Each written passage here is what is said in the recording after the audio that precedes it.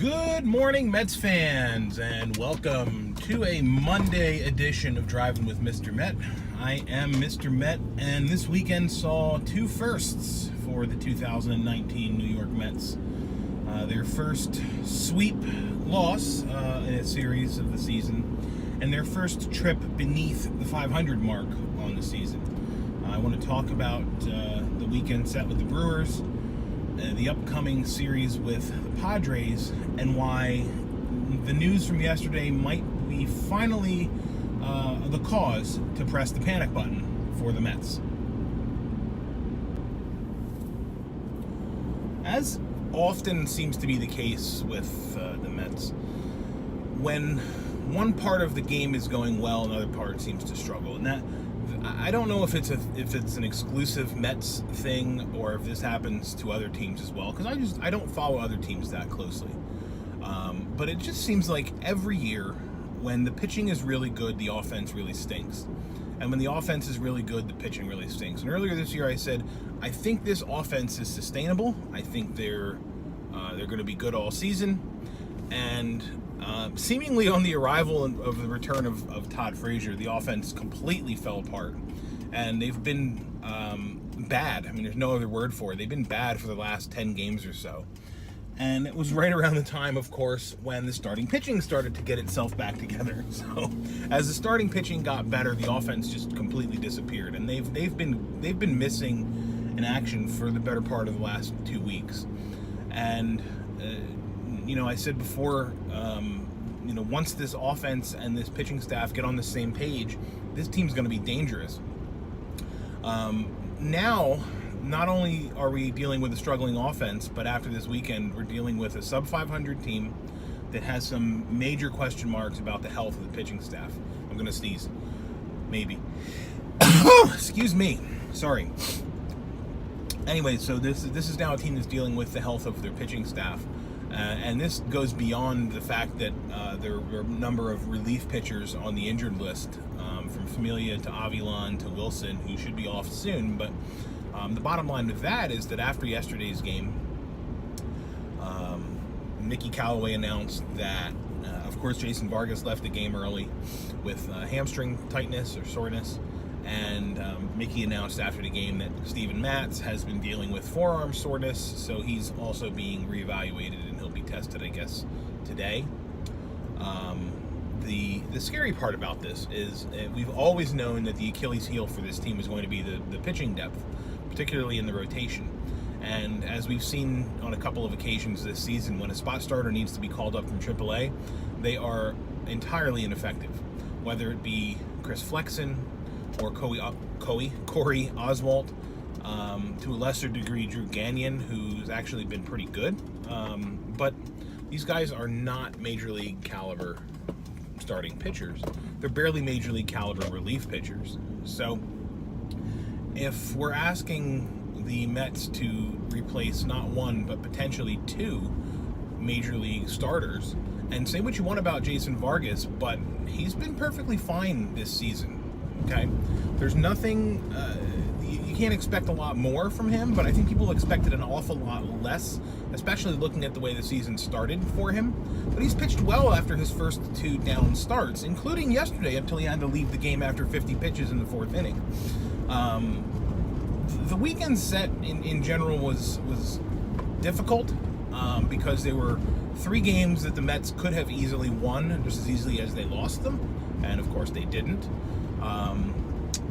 But just to really quickly get back to the pitching staff, what is the plan now if both Vargas and Matz have to miss a lot of time? Are we going to be seeing Chris Flexen every 5th day and just basically penciling in a loss, not only for the team but also for the bullpen, because Flexen hasn't even shown that he can give you length. He's shown that he is scared to pitch at the major league level, as evidenced in the 18th inning on Saturday night / early Sunday morning, when he threw not 1, not 2, but 3 walks, aided, of course, by everyone's favorite umpire, Angel Hernandez. I'll talk about that in a minute. But Flexen's not ready, and although Oswalt has shown some signs last season that he could potentially be a capable 6th starter option, I haven't seen the same success this year. And he's only had the one opportunity, but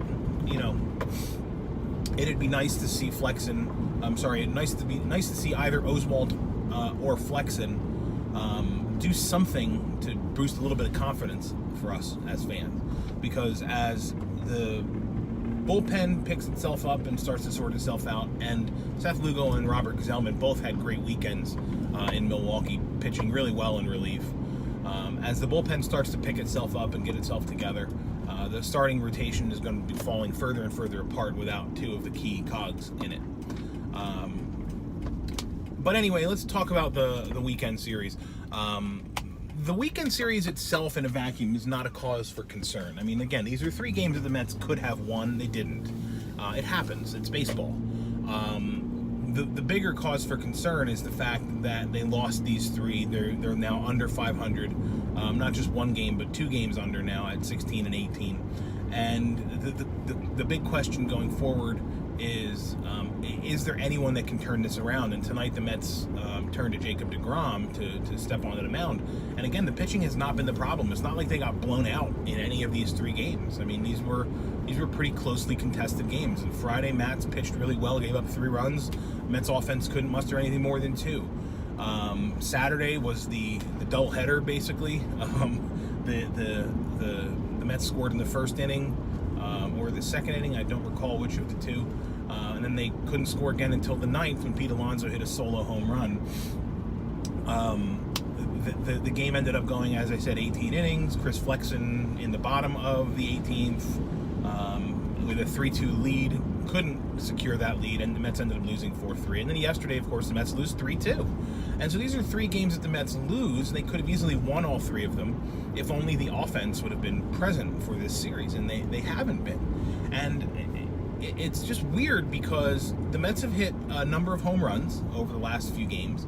Almost all of them are solo home runs. And this is looking at the way they started the season, where they were going sort of station to station with their offense, where you had guys hitting base hits and doubles and going the other way and using the opposite field effectively. To have that completely drop off and then go back to the old, like, we're going to hit solo home runs. Solo home runs are the worst because there's nothing for the pitcher to worry about. A solo home run, the pitcher gives up 1 run, clean slate. Clean slate to start with the next batter. You don't have to worry about a guy leading off of second base or first base. You don't have to worry about walking a guy and moving a base runner over. It's a solo home run is fun for like a split second, and then you realize, well, it's a flash in the pan. It's not a rally. It doesn't spark anything other than to get 1 run on the board, and then again give the pitchers a chance to reset. It'd be nice to see them go back to the hitting in the gap, hitting for average as opposed to hitting for power. And I'm not suggesting that the Mets are trying to swing for the fences right now. I think they might collectively be pressing a little bit because of how poorly they've performed over the last 2 weeks. But still, for Mets Twitter to be looking to fire Chili Davis, it's just typical Mets Twitter. It's beyond what have you done for me now. It's like, what have you done for me in the last 12 minutes? And the short-term memory from the Mets Twitter GMs is insanity to me. You can't praise a guy 2 weeks prior and then say, well, it's all his fault now. He's got to go. Everyone was praising the Chili Davis approach at the beginning of the season. There were articles being written about teams looking at the way the Mets were putting their approaches together at the plate and thinking, boy, this is duplicable. We could do this too. And now all of a sudden they're not hitting, and so you got to blame Chili Davis and fire him. No, I don't get on board with that. I do, however, think that Mickey Callaway is on the hot seat at this point. I don't see how he's not. I don't want to say that he's losing the team because he's not, but he's not helping the team. I don't know that he's exactly hurting the team, and I don't know that he's lost the team, but he is not doing anything to help this team. In fact, you could argue that they're winning in spite of him, in spite of his managerial decision-making process. So if I were Mickey Callaway, I'd be a little bit nervous about the future, because if the Mets continue to slide, I don't think the leash is going to be very long before Callaway gets yanked out of the dugout and sent packing and replaced with interim manager Jim Riggleman. I don't know that that's going to be a major help for the team at all, but it is a reality that Mickey Callaway will be a very easy scapegoat for the 2019 Mets performance up to this point. Whether it's fair or not is not relevant. You know, Mickey Callaway is not a Brodie Van Wagenen guy.